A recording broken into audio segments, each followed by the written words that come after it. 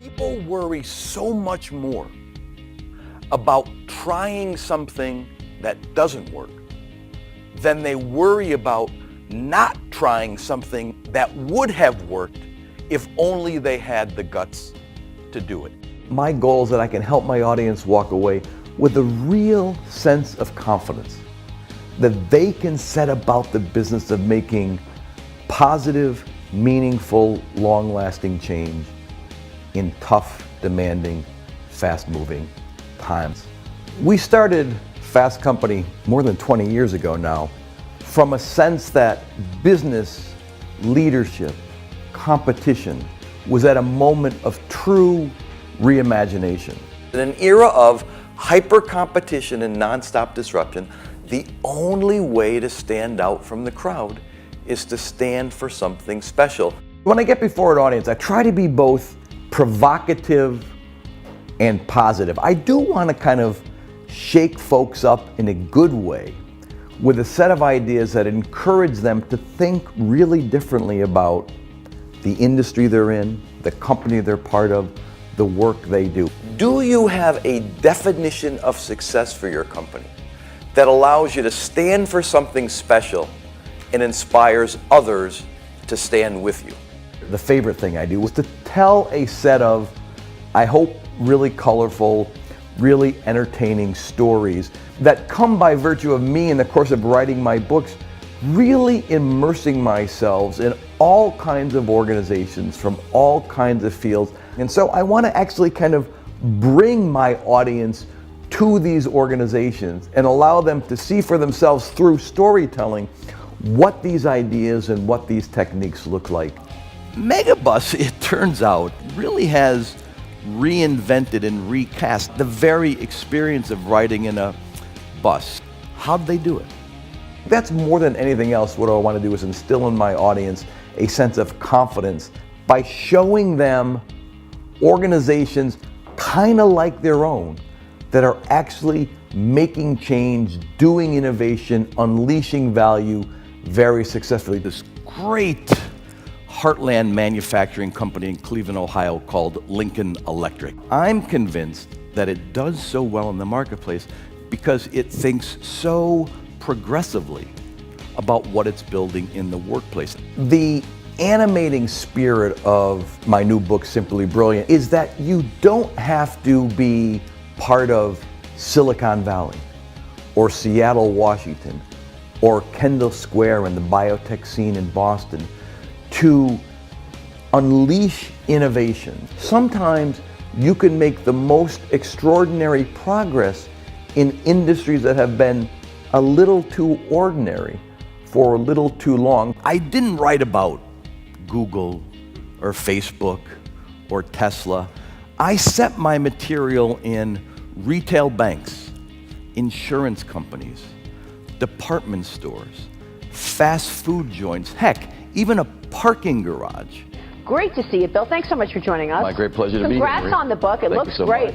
The parking garage, though, if you look at it, see it's open, but there's actually a store there, and there's one of the hottest restaurants. It's actually in part of the parking garage. There's a store in a glass cube on the 5th floor of the parking garage. The old theory is you cram as many cars in, then you get the heck out of there. The new theory is let's make it a wide open space. There are yoga classes in the morning. People literally get married on the top floor, Victoria's Secret stuff of fashion. So it's become a civic space and a cultural space rather than just a bland. It's, again, extraordinary, something extraordinary in a pretty ordinary field. Yeah, it is. What I try to do is to create both a manifesto for change, a set of ideas to help people understand the world, and a manual for achieving it, a set of practices, a set of techniques that allow people who want to make change to really bring it to life.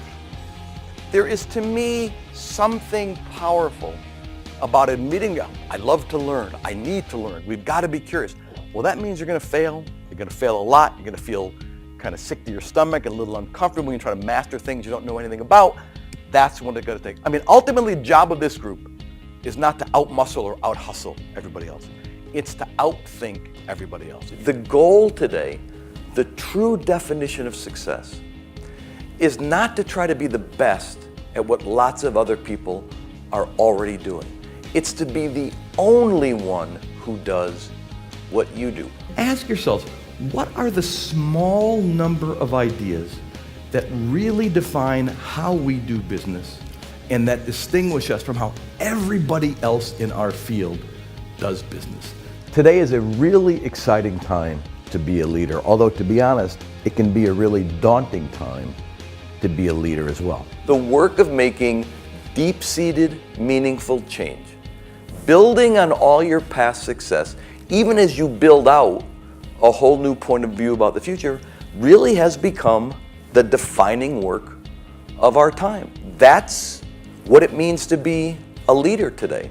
I spent the last 25 years, first as a young editor at the Harvard Business Review, then as the co-founder of Fast Company, now as someone who travels the world researching and writing books, interacting with and learning from really some of the most extraordinary leaders in the world. What you don't see, and this is true of every organization that can pull off these transformations, what you don't see is the hidden history at this company. All the stuff we tried that didn't work.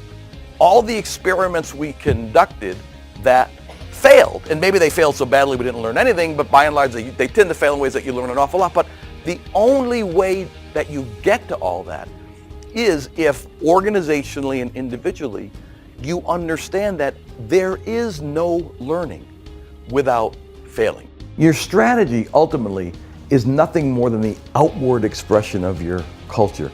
Your culture is the only thing that can sustain your strategy through the ups and downs and the turmoil of the business environment, new technologies, new competitors.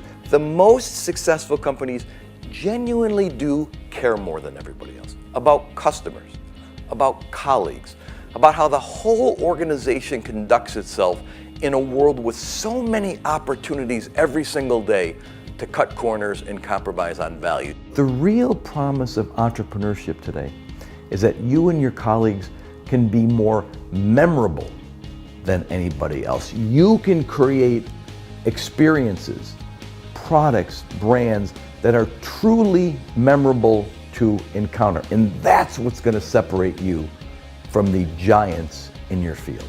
Playing it safe may be the riskiest course of all. Change begins to happen when people finally conclude that the risk of trying something new is less than the cost of clinging to what's worked in the past.